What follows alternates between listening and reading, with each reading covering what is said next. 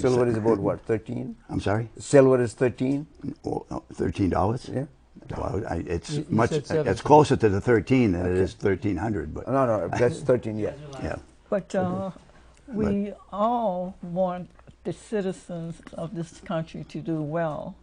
And I know that things are interesting right now, but the economy is doing okay. oh, doing very good. Yes, and so with that in mind, we need to think about what does it mean if all the citizens are able to have medical care, and we can work on that particular issue. Well, actually, that's one of the questions I want to ask Chuck. I have to disagree with you about the economy doing well. The stock market is doing well, but the economy isn't not necessarily doing well. You don't think that is it? We have, a huge number of farms that are failing in the Midwest because of the trade wars. A lot of the industries are laying off people. They're not hiring them. They're laying them off. So it's not, if you just simply look at the NYSE, you think everything is fine, but the reason the NYSE is doing fine is because the Fed is doing quantitative easing, which we talked about is creating $50 billion a day, giving it to the banks, and then the banks lend that money out, and that and they have to keep 10%. So when you do the math, that creates not 50 billion, but 500 billion in the terms of overall money supply. So every day they're adding $500 billion to the money supply. But where does it go? Yes. It goes into people's hands who borrow. Goes into people's and they're hands. borrowing to buy stocks. So that's what That's how the keeping stock market goes up. But I think it should be able to go into all the people's hands, not just those right. few. Anybody can go to a bank and get a loan if they have collateral. But going back on the economy, Margaret's correct. I believe more so than you're trying to allude to. I mean, the unemployment rate in this country is the lowest it's been in 50 or 60 years. There's millions of people that are now employed that weren't employed a few years ago. So that's a very strong indicator also. So, Right. I mean, the printing of money is actually is not a great thing to be going on. But there's more, I believe there's more indicators of how great this economy is, especially in the world. I don't think there's an economy in the world that can match up to us right now. You're What are right the there. considerations that you're ignoring when you look at stock markets doing very well? Yeah. Relatively few people are involved in the stock market. But the majority of people, if you look at their standard of living, their net income after they've paid all their bills and bought all their food, etc., hasn't really changed in about 20, 30 years. So if you have an economy doing extremely well, but the vast majority of the population isn't doing well, then you have to factor that in as well. And some of the unemployment figures that you were touting, and they're accurate, are because people are working 2 and 3 jobs, and a family might be working 3 and 4 jobs just to keep their head above water. But I don't think that has any bearing upon people working. If they're working 2 or 3 jobs, I mean, it's not, I don't think that holds water as far as affecting the unemployment rate. It doesn't affect the unemployment rate, but it affects how well the economy is doing for the citizenry. Right, that these people have to work more, many people have to work a couple, 2 or 3 jobs because to generate enough income. That's what you're saying? Yes. Yeah, okay. And the other thing is the unemployment rate, if you've been out for, 30 weeks? If you've been out for 30 weeks, you're eliminated from the denominator. You don't exist. So they're only talking about people who are looking for employment as being unemployed. People who are chronically unemployed aren't in the figures. They're not in the numerator. But that's always been true. But That's always yes. been true. Yes. By the way, And- we're not in. You are. Yes, I am. But the rest of well, you are to some extent. What's that? We're not Working. quote considered part of the population looking for work because we're retired. Right. And another factor having to do with the unemployment rate being so low is we're aging. A lot more people are getting to retirement age. And in many cases, they would like to retire and can't, Yeah. which is screwing the younger part of the population who would like to work, but there isn't any jobs. The Well, reason I'm gonna Social stop. Security actually happened Yes. was because they tried to get the elderly out of the workforce so the younger people But could you, work. you still have the bottom line. Still is if you look at the figures, the unemployment rate is the lowest. Absolutely. I mean, given the figures you had during Obama's time, Bush's time, and before that. So if you compare the figures, just the numbers, this is doing much better. There are But- more. I see more signs, Yeah. signs in stores and businesses advertising for help because there are wanted. no more, Yes. no more people. Now again, it's valid that what you said, Bob, as far as I forget how you The phrase net it. worth, net- I mean, it's net not the worth. it's not the type of work many people Yeah. want to do, but the fact is, it's work. Yeah. It's an opportunity to get your foot in the door and work your way up in some ways. And I think there's a great number of people in society now who don't want to do that type of work, and they can get away without doing that work because they have we have a social system of unemployment and other benefits they can get that 30 or 40 years ago they wouldn't have gotten. But Actually, 30 or 40 years ago, it was even easier Well- to get. Remember, under Clinton, they Well, I may have to eliminated go back further welfare there. per se. Actually, what I do is I volunteer to help people by shopping. And my wife is involved in working in the food pantry, a volunteer, and Meals on Wheels, etc. And I can tell you, just from speaking to these people, if they had a choice of working and living a better life or getting these freebies, they would love to be working at a job that paid enough to improve their situation. It doesn't exist, and part of the reason they don't exist, which is being ignored, although Andrew Lang was talking about it last night, is the jobs are going away. It's like the widget. Used to be a big industry. We don't even know what the hell it is anymore because they don't need it anymore. Why are the jobs going away? Automation.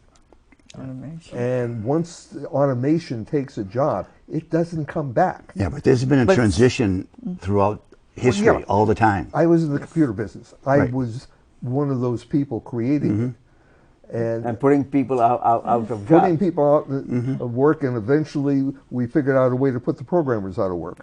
So Now tell me this: how many of you retirees have received a request lately through the mail to come and take care of working? Come 2020, working on the census. yeah, I got one. You got one, I got one, and so so there are still now. They could have sent it to quote people out of work rather than the people who are retired. However, they probably have tried to get that group already, and didn't make much. I think they probably had a massive mailing. Yes. Yeah. Oh, yeah. It's not just I don't know if not the just people on non-retirees Social got Security. the thing or not. I remember, what does this go back to? At one point, I had finally realized I was retired. And they were looking for people to go to work down at the airport, TSA. And it sounded like a really good deal. You could get health insurance. I wasn't 65, so that was a very meaningful thing. And so the same kind of mailing came, and I actually went down and took the exam. Oh my God, how these people do what they do, however poorly they may or may not do it, it is amazingly hard. Just the my exam? God. Yes, just from the exam.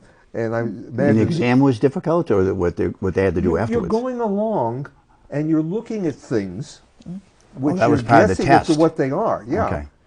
And Oh, you that is the have test. a couple of seconds to say, what do I see in there? And does it look like anything I don't want to be on an airplane? I couldn't do it.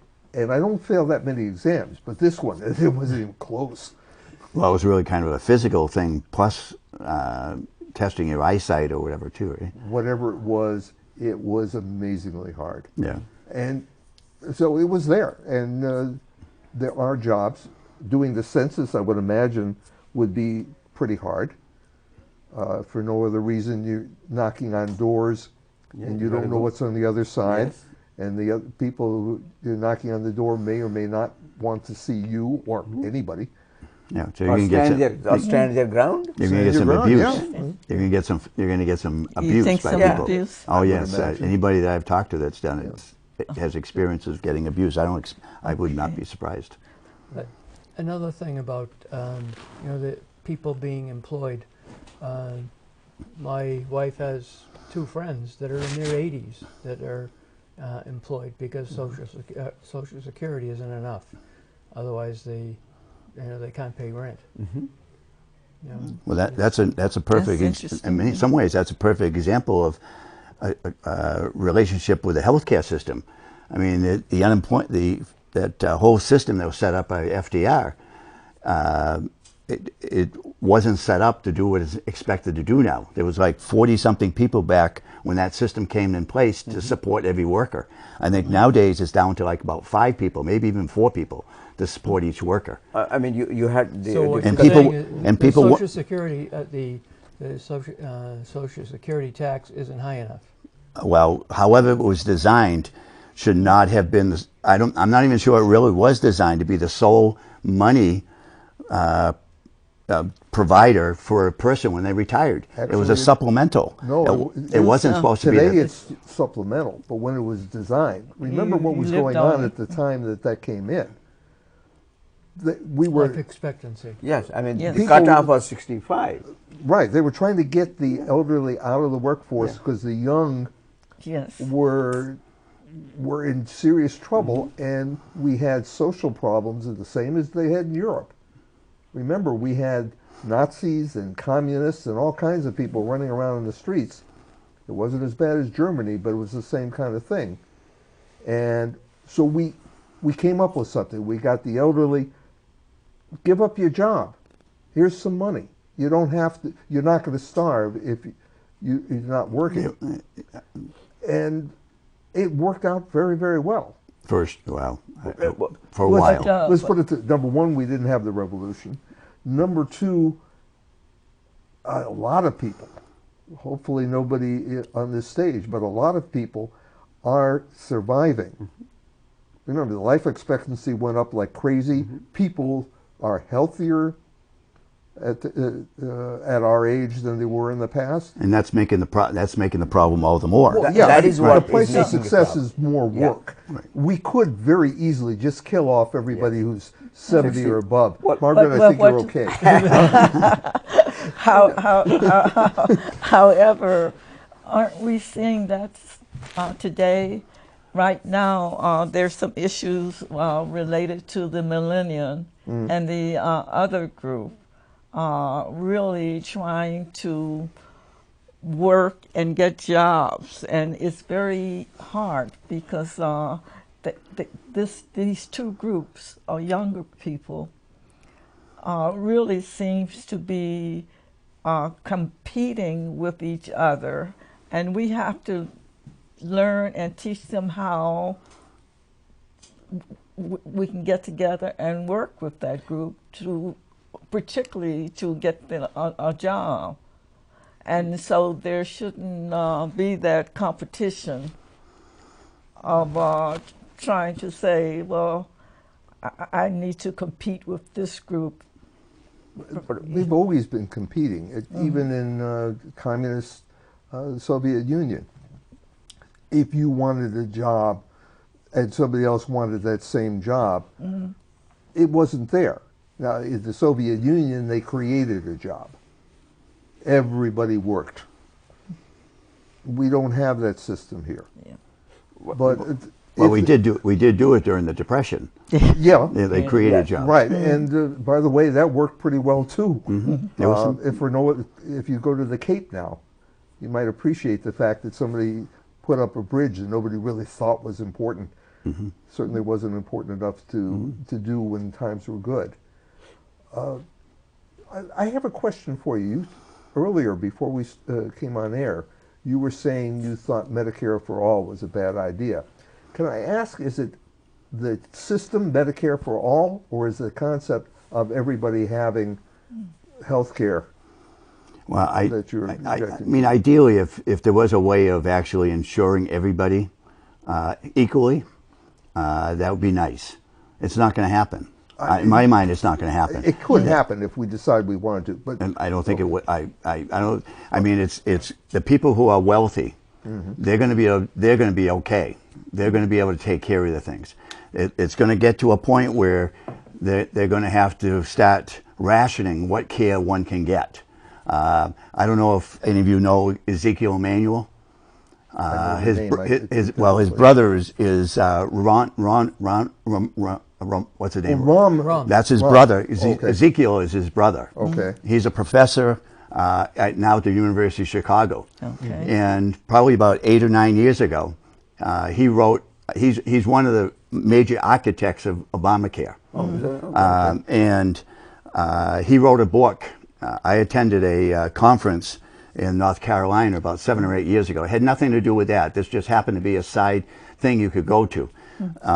And it was based on Ezekiel Emanuel's The Complete Lives System.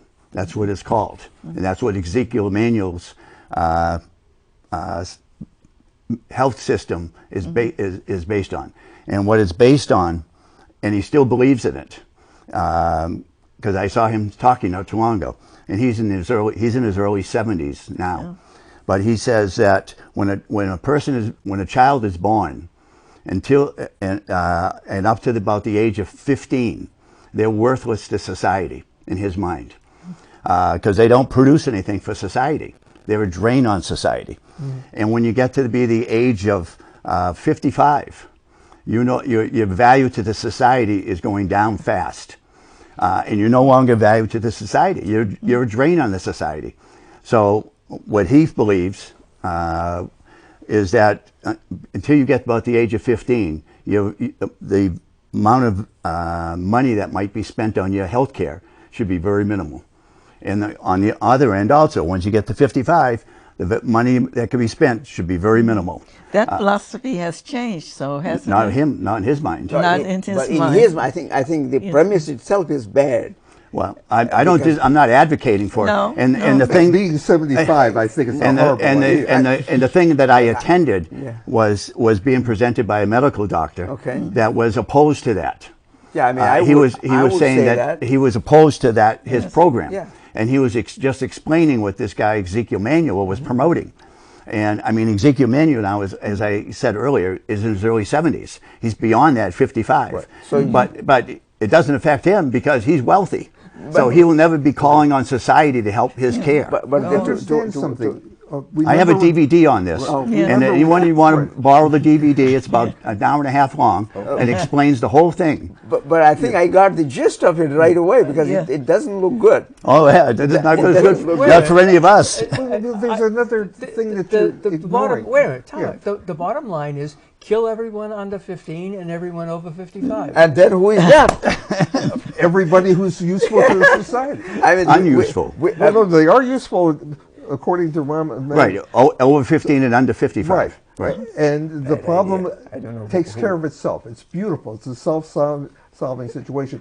Well, Yeah, it's but a self-eliminating one of the situation. things You don't that- allow anyone to reach that, the age of 15. if you remember when they were first And as soon talking as they hit about 55, boom. Obamacare, and one of the key things that drove everybody crazy was death squad, death panels. And that's where that comes from. Part of Right. But that understand I mean, it those should not be those there, death that- panels have been in existence as long as there's been private insurance, because private It is even insurance now, has even to now. decide what are we going to cover. Is this therapy? Is this whatever worth the cost? In other words, does it do what it's supposed to do? It claims I'm going to cure cancer. Okay, all done. I pay for it, and it doesn't cure cancer. Now that's taking away from other things that either we know work or maybe have a little better possibility of working. So we've been doing that on a private basis for as long as private health care has existed. And we will continue to do that because there are people out there selling snake oil. Even though they're not, this is another thing here, that although they're not selling snake oil, Yeah.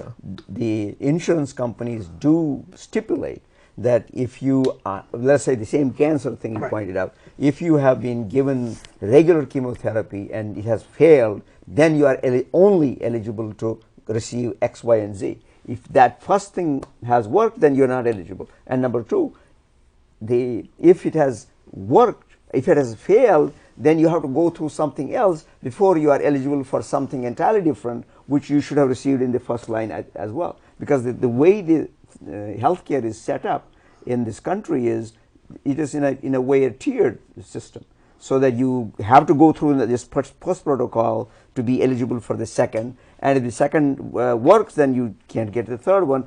Although the third one might be the best one for you, but they won't let you because somebody in the back rooms decides that. And so that's what what it is. we have it right now. Right, and we've always had it. And It's nothing new. And unfortunately, when you look at a patient and you see, you mean you have been denied, and you see that the person fits, but the protocols say no, you can't. I mean, that's what happens. You see that in, one of our persons, I know that it has happened like One that. of my neighbors, an early old fart, one of the original old farts from about 15 years ago, came down with leukemia. And at the time, there was a therapy for leukemia, involved killing off all your white blood cells and starting over, etc. He was 70. Insurance wouldn't pay for that therapy. And the reason was, it's likely to kill you. What would like? The therapy itself, I see. the therapy was likely to kill him, which meant it made, because of his age, it made no sense to spend the money to do something that was going to make things, if not worse, certainly no better. Now, who's the one that makes that decision? In this case, it was the insurance company. Somebody in the back room makes Right, those. right. That even now it is happening, unfortunately. It's a combination of doctors Yes. and accountants Yeah, that's basically how they and set up. actuaries. But Yeah, actually, right. that's true. And my understanding is that if we went to this massive Medicare system, there's going to be much more regulation on doctor salaries. Yes. And That's the big so, thing. Yes. so, That's the big thing. so people are not going to want to go into the medical field as doctors as much. I asked my doctor that. He's in his early 60s, what he thought of it, and he was very much against it. by the way, interesting. It turns out right now, equity firms are buying doctors' practices and making them employees. Yep. So it's going to happen whether we go into government-controlled thing or not. So that's number one. Number two, I guarantee you a doctor as an employee will make a very nice living. And the reason why the doctors are selling their practices to the equity firms is it costs money to be in business. And not everybody is a good business person. Do you have a statistic on how many of those people are doing that? I don't I have believe it. that's true, but I wouldn't know. I wouldn't believe I it's was a high just reading number. an article on it. I don't have the statistic. It is becoming relatively common. People are finding themselves working in emergency rooms when they used to be, regular physicians, because their boss, the one who bought their practice, figures they can make more money for the equity firm that way. Well, you see so many pharmacists that are now working for CVS, and they used to have their own place. Because it costs a hell of a lot of money to be a businessman. And so a lot of these guys are making that choice on their own. When you say a lot, I guess I'm just questioning, what do you don't mean have by a numbers. lot? You don't have, is a don't lot have the 2? numbers. Is it 50? No, how was it? What makes a lot? It's becoming a thing, and I will try when I get home to see if I can find the article. Okay, that's fair. The other, actually, I was going to point out one thing about the British system is that a few of my friends are in Britain. What they tell me is that one of the good things is that the physician comes to their home, which I thought was unique.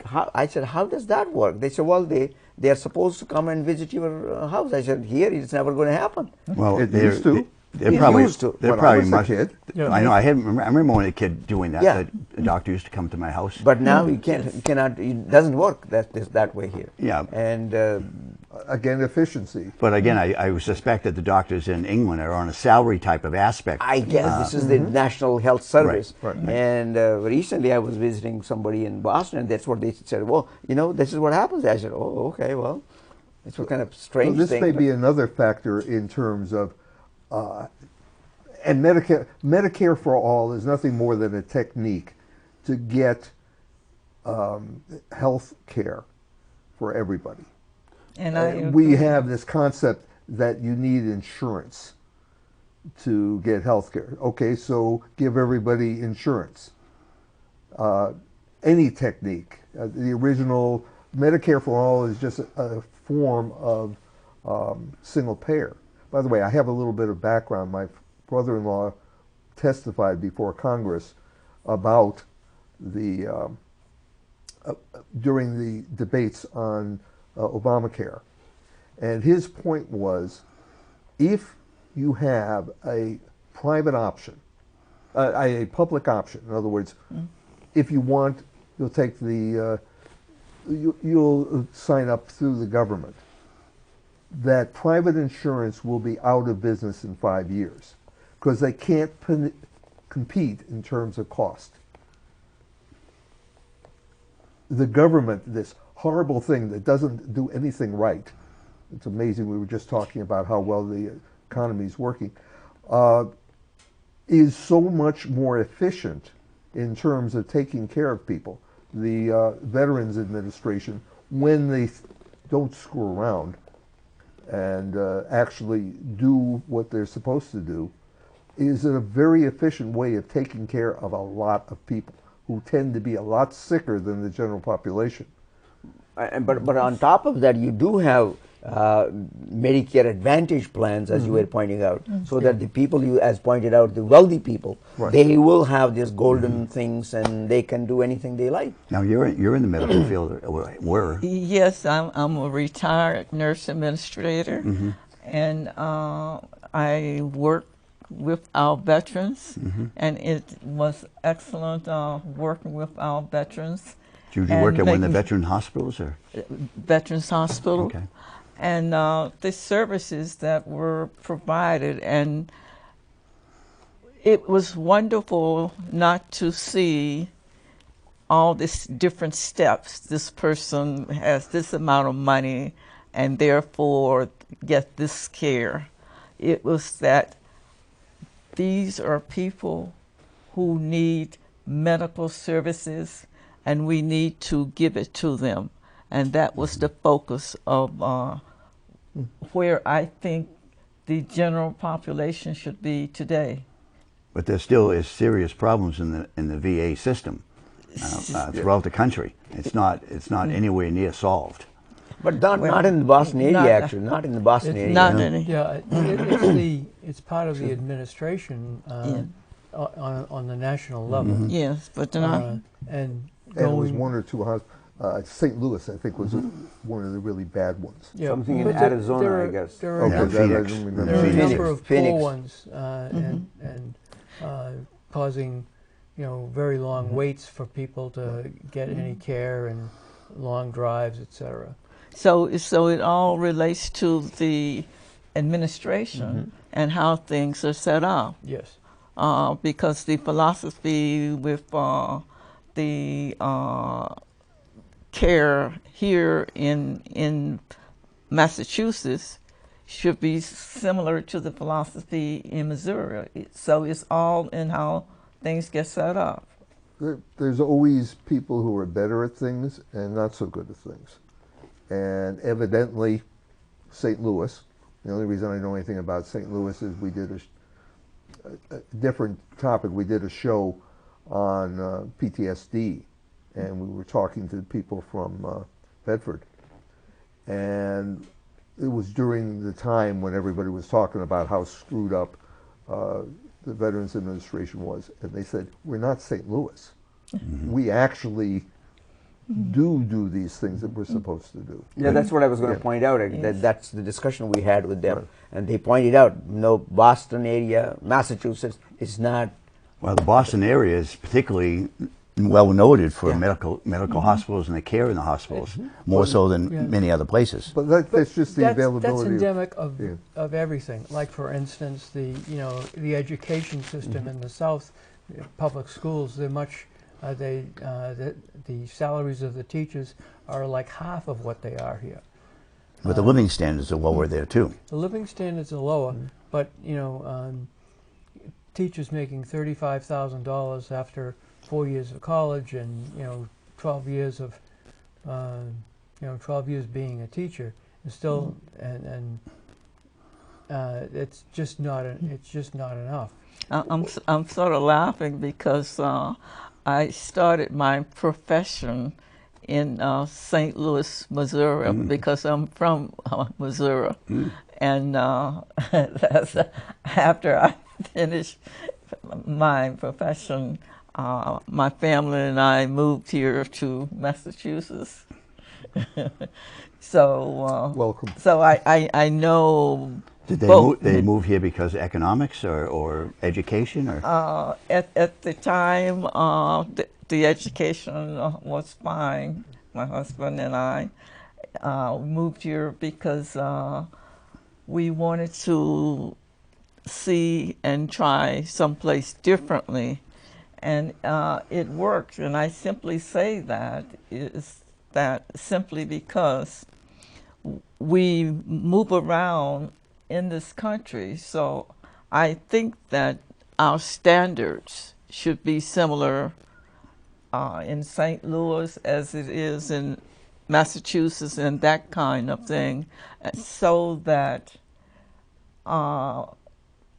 people can get the same kind of service no matter where they are from.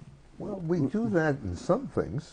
Social Security doesn't depend upon where you live, which is one of the reasons why perhaps people in Massachusetts who are trying to live just on Social Security may not be doing as well as maybe they are in Mississippi or Missouri, whatever, simply because it costs more. So maybe part of the answer for those people is they should consider moving to a less expensive part of the country. Well, and some do. I agree. Florida That's why people move to Florida. But what I was going to point out is that although we talk about Massachusetts as the so-called ideal, as you pointed out, but within Massachusetts itself, because it's you always have this.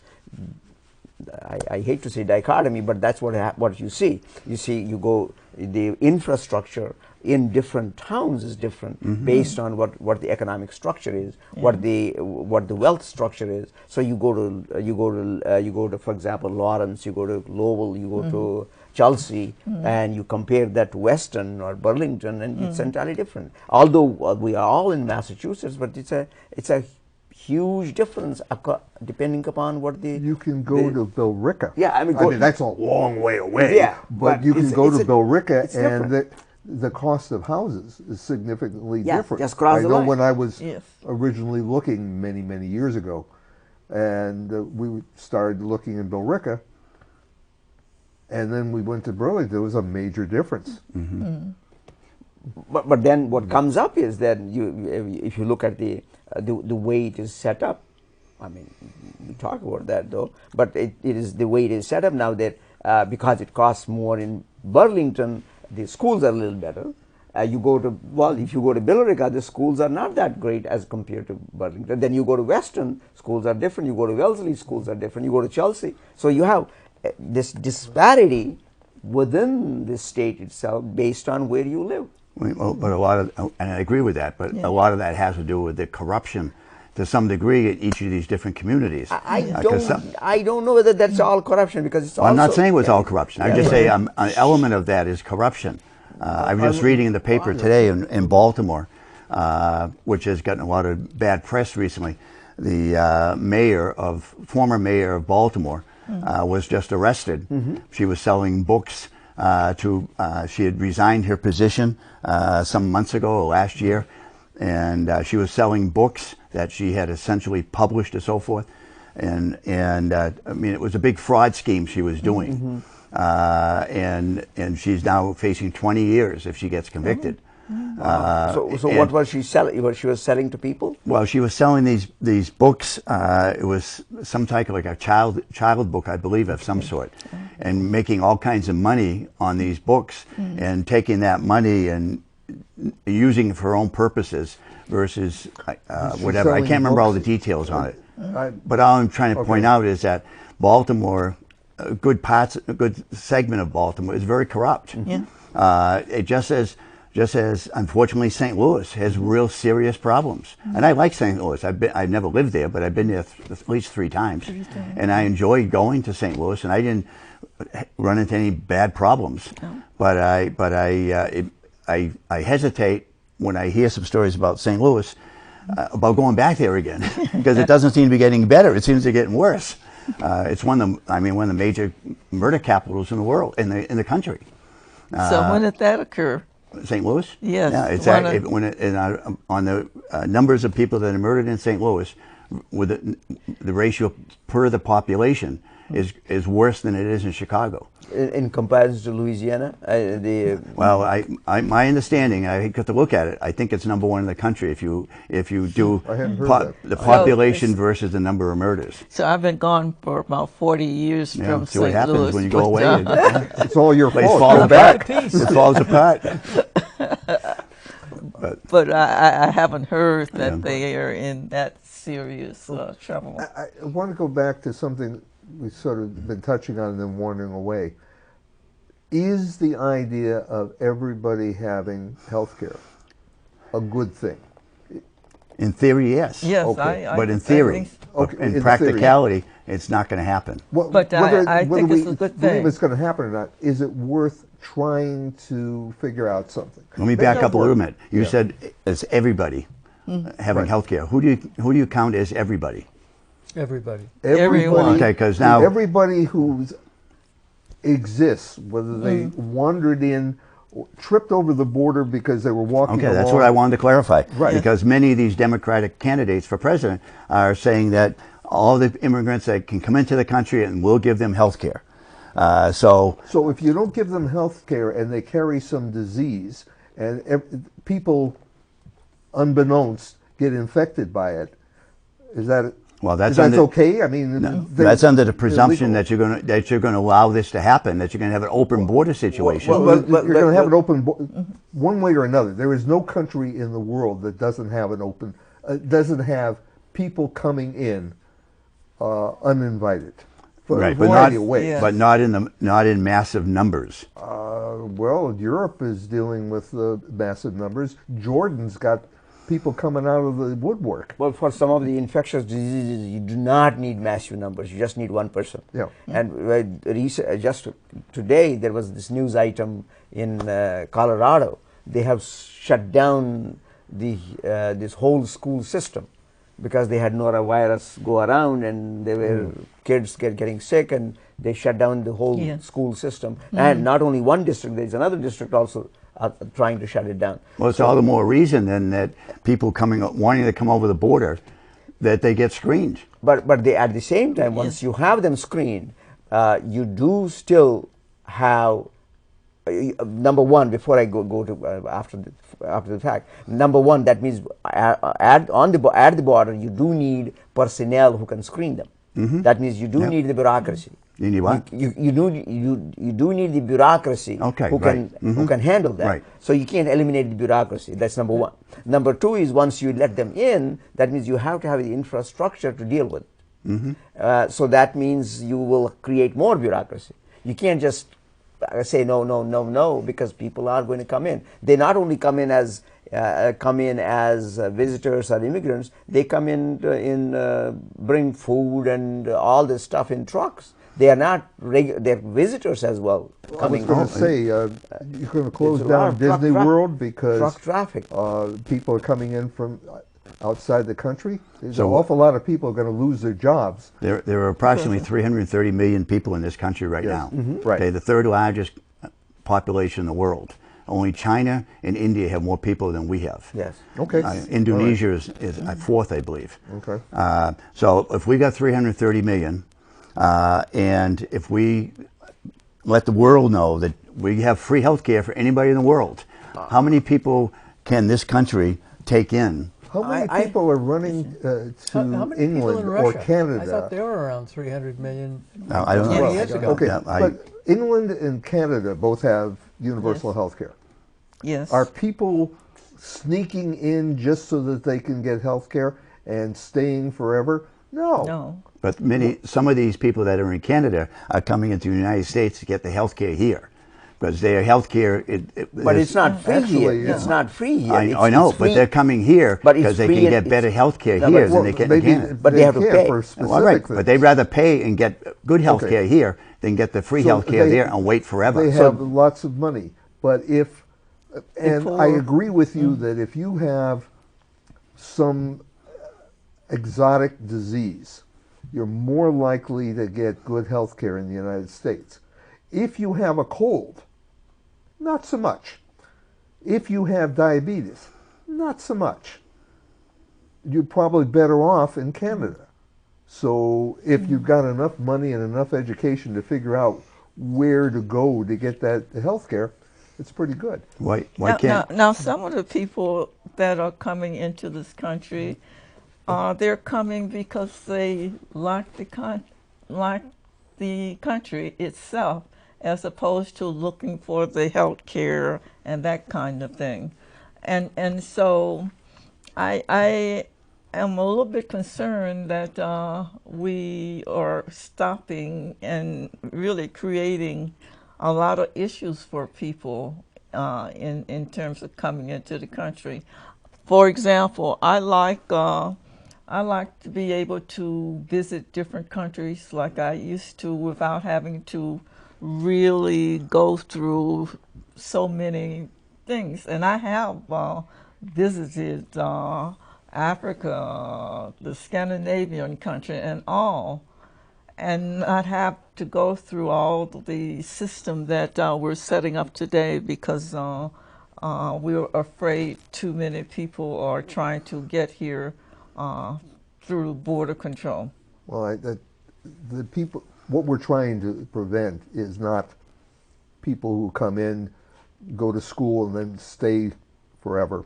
We're not doing anything about that. What we're trying to prevent is people who don't speak, who speak a language other than English, but most likely Spanish, from coming into the country. I don't agree with that. Well, Yes. I'm just saying I don't agree Well, with I that. can tell you, I didn't speak Danish when I visited. no, Do you speak if you're a Danish now? visitor, everybody likes you because you're bringing money. Let's be honest. You're bringing money. A lot of people in America make their living dealing with people who are visitors. Well, you have the problem along the southern border is really not that people are really coming in. They are coming in because I think, if you look historically over the years, United States has in fact created a problem for ourselves. Absolutely.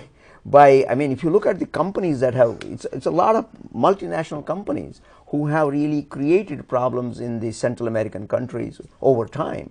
and now we have no idea what to do with it, because of that now in those countries now there are self-appointed gangs, self-appointed feudal lords. They are terrorizing everybody in sight, and so now people are running away. And I don't know how we can.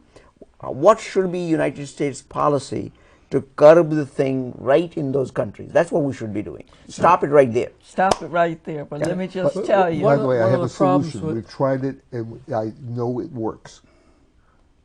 When we did NAFTA, the primary purpose of NAFTA was to improve conditions in Mexico specifically, so that the Mexican worker would not come to the United States, but would stay in Mexico. And it worked brilliantly. If you look at Mexicans in the United States, the number of migrants, illegal or non-legal, legal or non-legal, have gone down. People are going home. Yes. Because they'd rather be home. Yes. Now, And, the and that, once we did that, that was fine. And then came CAFTA,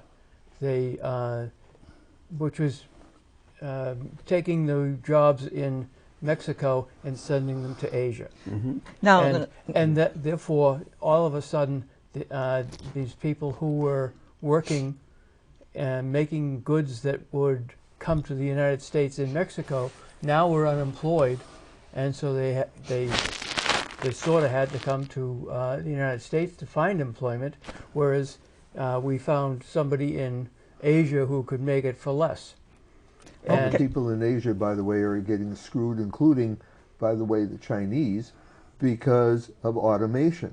Yeah. The job, as you build a new factory, you don't build a factory that involves people just running around doing stuff. You build a modern factory, and the modern factory means robots, and robots replace people. I did some of that automation when I was working. Yeah. yes. Now, if but you It was amazing how... that's the next iteration. Yes. The jobs went to Asia, then they had automation, and now there's unemployment in Asia because of automation. And and when we did that, we also closed factories here to send those jobs to Asia. 50,000 companies were closed in the United States during the Bush administration. Not all because they went abroad. There were a variety of other reasons why that number is that high. now Well, if you look at this country, how was this country established? It was established by bringing in people from all places. They, for example, decided that they were going to bring in the blacks, and that's how this country became so involved in slavery, because they were bringing this people here, slaves, and they became slaves. Yeah, they brought in the blacks because Yes. once they brought them in, they didn't have to pay them anything. Yes. Which is, despicable. But Yes. so By the And way, it wasn't just the United States. No, Let's no, be right. honest. well, this but was the standard I'm talking about throughout the our world. country. yeah, Yes. I'm sorry. Go on. No, you said it just wasn't the United States, and I'm sure it just wasn't the United States, but I'm only focusing on our country and how slavery developed by bringing in. Right. Well, I want to go back. I just want to touch on, because I don't want to leave that point. You said that NAFTA worked brilliantly. That may have been for a short period of time, but it was not a long-term brilliant idea. So that's a whole other subject to get into. But Again, you have to decide what is your goal. What is your real goal?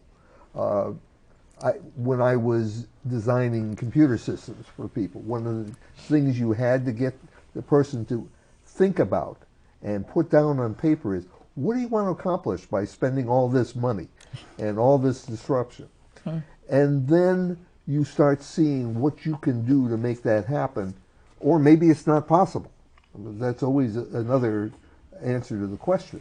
And the primary goal for NAFTA was keep the Mexicans at home. And oh, by the way, we saved international corporations a ton of money. That may have been the objective initially, but it didn't. It didn't solve the problem. What was the problem? It's What, I- again, what we don't was have the enough problem? time to talk about it. There's all kinds of issues Okay, with that. but- But I do want to go back to what you said, Margaret, in reference to the blacks and the slaves and things. I mean, in Africa, where most of these slaves came from, many of them had slaves of their own from different tribes. I mean, it's a human nature. The Indians here, they captured other Indians of other tribes and they made them slaves of their tribes. I mean, it's just a human thing that goes on. It's not right, but it's what happens. But instead of the whites capturing and making their people Well, slaves, I mean, they had, made the black slaves. right. I mean, that's unfortunate, but it's not a simple type of thing. No, it wasn't. In many ways, and Brazil took more slaves than the United States ever came close to taking it. In a lot of the islands in Jamaica and in those areas. Right. But I mean, it was a despicable thing when you look back on it. Yes. But we took people in, whether they were black or white or whatever, because we didn't have enough people in this country. It was a wide open country. We had to get people wherever we could. No. And then now we've got a certain level of people in here. And now we've got to be a little bit more mindful of. You want to get rid of some. Well, I'm not saying we get rid of some, but you got to be a little bit more pick and choosy to who comes in. I think immigration system is built to be choosy, because It has always been.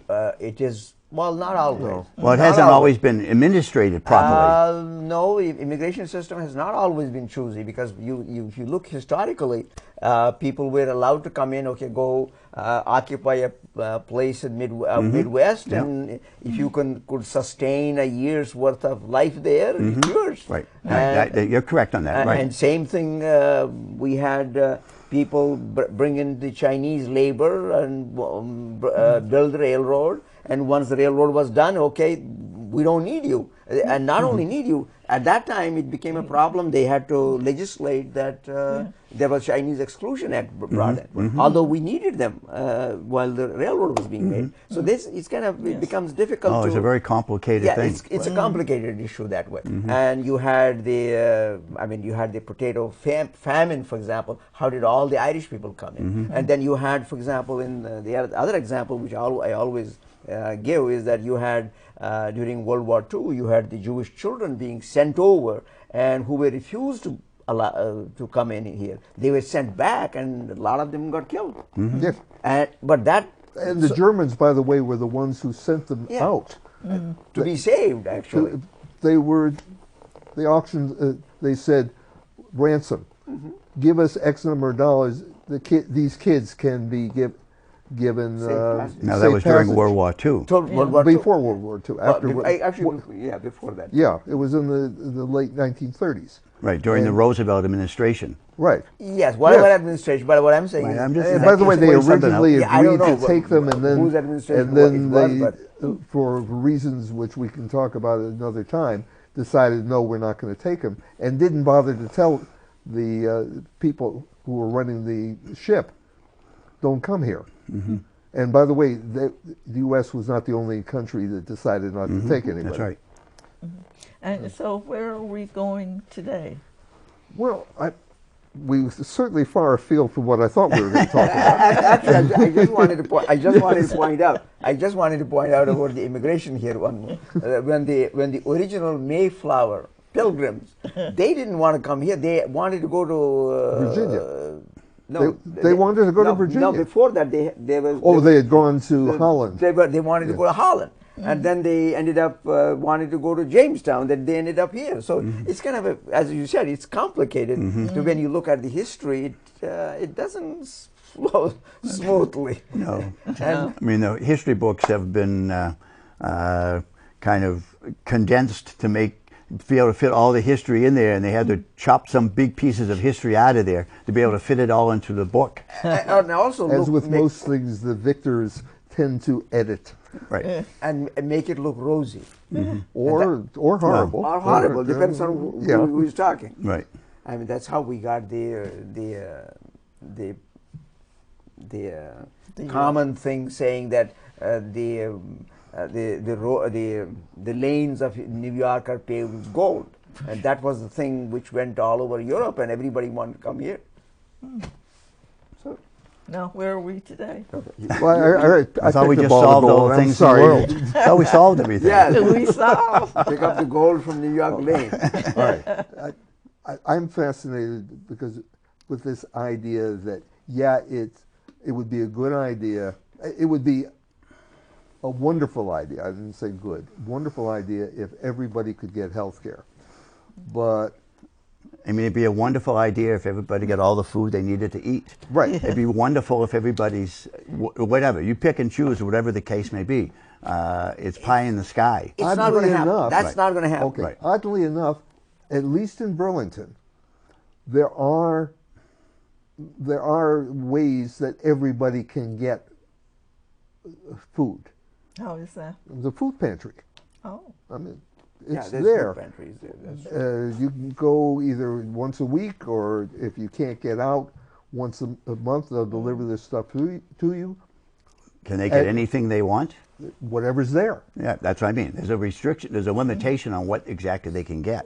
Yeah, but it's Right. also not designed to be the source of all the food you're ever going to get. Right, I What it agree. is this supplements, because the people who are eligible for this are people who also would be eligible for food stamps. Right. And here's a supplement, because food stamps doesn't give you enough to really eat well. It'll keep you alive, probably, but that's about the extent of it. Well, some of the people that get food stamps, unfortunately, don't necessarily use them for the right things either. This is true. And Some of the them, people who get, let's use corporate welfare, don't use it for the purposes with which it was intended. There is corruption. There are people who will take advantage of anything. that's correct. And if you were worried to stop them from taking advantage, there are two ways to do it. One way is to have a bureaucracy whose job it is to make sure that people don't take unfair advantage. Or the other one is eliminate the thing in the first place.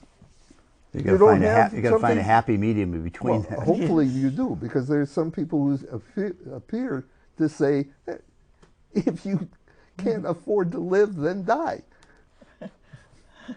are we hearing that? Unfortunately, I'm hearing some. Well, that's the That's right. That's That was- Ezekiel's formula. Yeah. Which I think that's horrible, actually. Well, that's only because you're over 70. Yes. He goes into the people that produced this DVD on this program goes into comparing, goes on all the historic things of Plato, his philosophy in life, and brings in from a medical point of view and so forth. So it's not, they really try to capture a whole big philosophy of life. So it's not a simple type of thing, but when it comes down to that specific area, that's what he's talking I about. mean, but if you look at digressing here, if you look at philosophy of life, if you look at, depends on which culture you come from, there's a value put on people who are older in certain cultures. There's a value put on the younger people because they nourish the older people indirectly, not by feeding them, but it's an entirely different ball game that way. So you can't.